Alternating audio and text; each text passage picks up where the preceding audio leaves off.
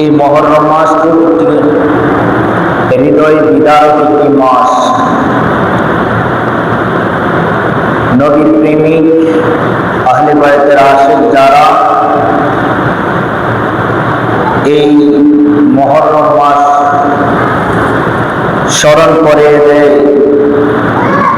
কারবালার জমিনে আমার নবীজির কলিজার টুকরা ইমাম হুসাইন রাদিয়াল্লাহু তাআলা সহ নবীজির আহলে বায়তগণ কারবালার জমিনে দ্বীন ইসলামকে প্রতিষ্ঠা করার জন্য নিজের জান কোরবান করে মহান আল্লাহ পাকের দরবারে প্রিয় নবীজির হক এবং সত্যের এই দ্বীন ইসলামকে তারা প্রতিষ্ঠিত করে গেছেন। এবং এই মুহররমের 10 তারিখে কারবালার জমিনে ইমাম হুসাইন সহ ইমাম আকবর, ইমাম আলী আসগর, এইভাবে নবী পরিবারের অনেকেই শহীদ হয়েছেন কারবালার জমিনে। এই মুহররম মাস আসলে মুসলমানের অন্তরে সেই ব্যথায় পতিত হয়ে যায়।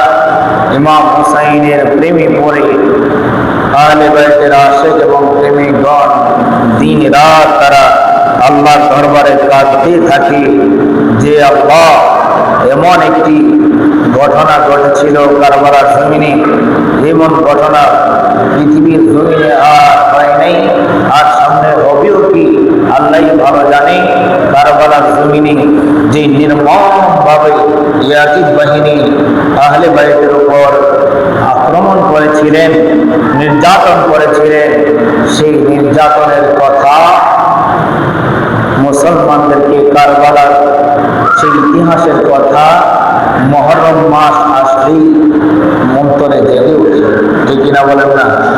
কারণ এই মুহররম মুসলমানের একটি ঈমানি চেতনা।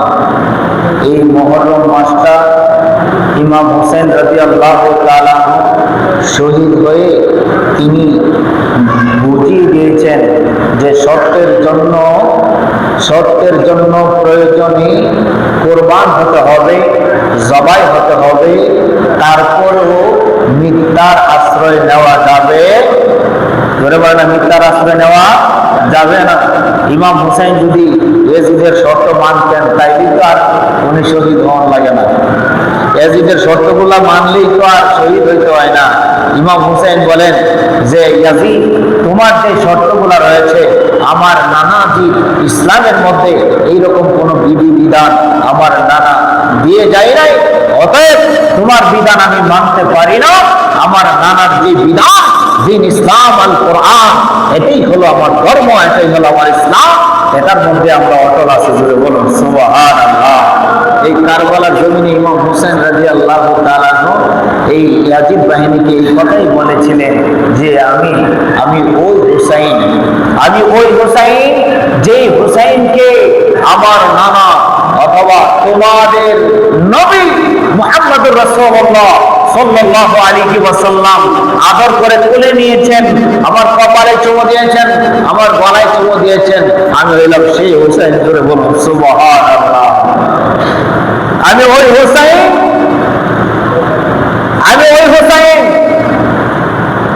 যে হুসাইনের বাবা খাইবারের বিজয়ী সৈনিক হযরত আলী মুর্তজা রাদিয়াল্লাহু তাআলা।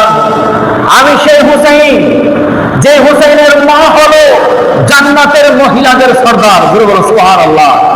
ইমাম হুসাইন যখন কারবালার প্রান্তরে যায়, যখন ইয়াজিদ বাহিনীর সামনে এইভাবে তার পরিচয়গুলো তুলে ধরেছিলেন, ইমাম হুসাইন বলতেছেন যে তোমরা কি জানো না আমি ওই হুসাইন যে হুসাইন নবী মুহাম্মদ রাসূলুল্লাহ সাল্লাল্লাহু আলাইহি ওয়াসাল্লামের কাঁধের উপরে যখন উঠে গিয়েছিলাম, আল্লাহর পক্ষ থেকে আদেশ এসেছে, জিবরাইল এসে বলছেন, ইয়া রাসূলুল্লাহ, ইমাম হুসাইন আপনার গর্দান মোবারক থেকে স্বইচ্ছা যতক্ষণ না নামবে ততক্ষণ পর্যন্ত সিজদা থেকে আপনি মাথা উঠানো আল্লাহ পাক রব্বুল আলামিন নিষেধ করে দিয়েছেন।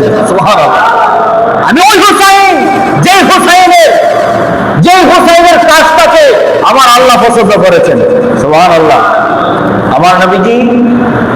আমার নবীজি সিজদায় গিয়েছেন, ইমাম হোসেন আমার নবীজির পিঠ মুবারকের মধ্যে এসে ঘোড়ার মতো বসে গেছেন। সুবহানাল্লাহ বলেন না? ইমাম হোসেন আমার নবীজিকে ঘোড়া বানিয়ে দিলেন, অর্থাৎ তিনি যখন সেজদার মধ্যে আছেন তখন ইমাম হোসেন উপরে সওয়ার হয়ে গেলেন।